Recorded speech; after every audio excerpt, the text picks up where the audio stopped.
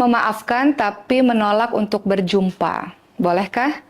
Teman-teman semua, tentu saja tidak mudah ketika ada orang yang menyakiti kita, yang melukai kita, dan kemudian kita minta kepada Allah untuk bisa memaafkan, kita maafkan, tapi tidak mudah untuk terus memandang wajahnya. Karena kalau kita memandang wajahnya, kita akan teringat terus apa yang pernah orang ini lakukan pada kita. Jadi kita memilih untuk menjauh daripadanya. Bolehkah? Boleh, teman-teman semua.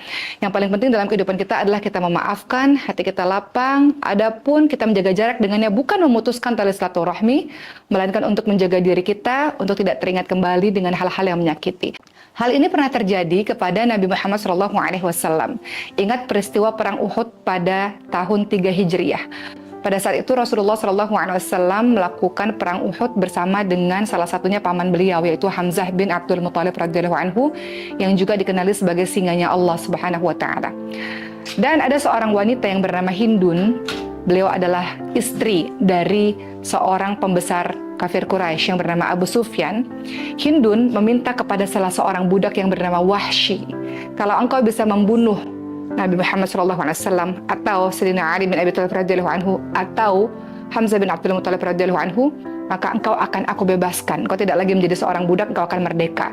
Maka tentu saja Wahsy, seorang budak ini, mengambil kesempatan yang luar biasa itu karena Wahsy ingin sekali menjadi orang yang merdeka, tidak ingin lagi menjadi seorang budak.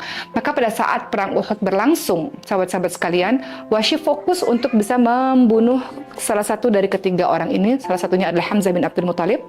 Dari kejauhan, Wahsy fokus untuk melihat gerak-gerik Hamzah, dan sampai dirasa pada saat yang tepat, Wahsy langsung melempar tombaknya, dan tombak tersebut tepat mengenai perutnya Hamzah bin Abdul Muthalib radhiyallahu anhu, dan akhirnya Hamzah bin Abdul Muthalib radhiyallahu anhu pun menjadi seorang syahid di perang Uhud. Tentu saja kematian Hamzah bin Abdul Muthalib radhiyallahu anhu sangat menyakiti hati Rasulullah SAW, karena tidak hanya sekedar ditombak, tapi selanjutnya Hindun datang ke jenazah Hamzah bin Abdul Muthalib dan kemudian dibelah dadanya dan dimakan jantungnya tersebut.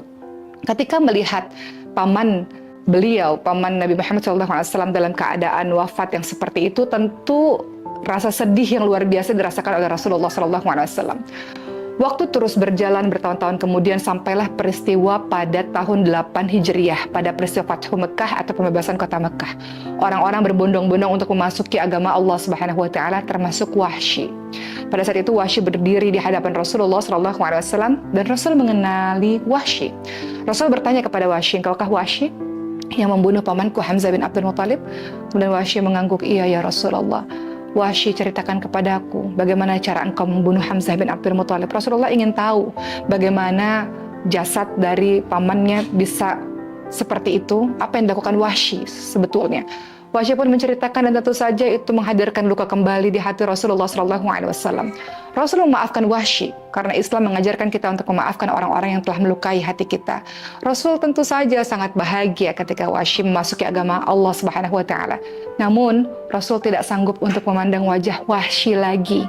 Kenapa? Setiap kali memandang wajah Wahsy, maka teringat kisah pada saat perang Uhud bagaimana Wahsy membunuh Hamzah bin Abdul Muthalib. Maka apa kata Nabi Muhammad SAW?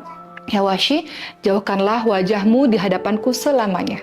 Maka sejak saat itulah Wahsy tidak pernah lagi berdekatan dengan Rasulullah SAW, karena Wahsy tahu betapa menyakitkan apa yang telah diperbuatnya kepada paman yang dicintai oleh Nabi, itu Hamzah bin Abdul Muthalib.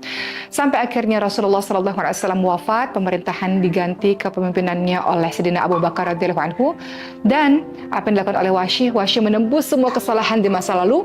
Pada saat perang Yamamah pada saat itu, di masa pemerintahannya Sayyidina Abu Bakar As-Siddiq radhiyallahu anhu, Wahsy pun membunuh salah seorang nabi palsu yang bernama Musailamah Al-Kadzab, seseorang yang mengaku dirinya adalah nabi. Maka begitulah cara Wahsy menebus kesalahannya di masa lalu. Dari kisah ini kita bisa belajar, teman-teman semua. Rasul memaafkan Wahsy. Rasul sangat bahagia ketika Wahsy memilih jalan untuk menuju kepada Tuhannya, menuju kepada Allah Subhanahu wa taala. Masalah menjaga jarak bukan berarti adalah masalah tidak memaafkan. Itu jauh berbeda. Masalah jaga jarak ini untuk lebih melindungi hati kita, psikologis kita, untuk kita merasa baik-baik saja. Khawatir kalau terus bertemu, maka timbul rasa sakit dan itu akan mengakibatkan hal yang buruk dalam pertemanan.